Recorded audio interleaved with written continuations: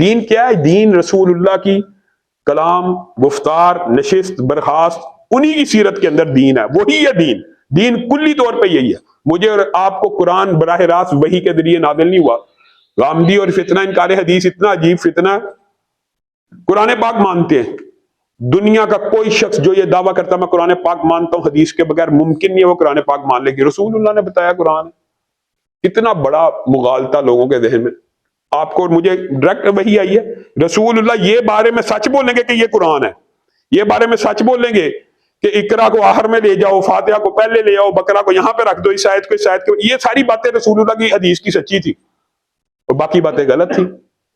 افتؤمنون ببعض الکتاب، بعض باتوں پہ ایمان لے کے آتے اور بعض کا انکار کر دیتے۔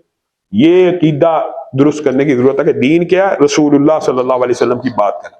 علامہ ہشام الہی ظہیر آفیشیل چینل کو سبسکرائب کر لیں۔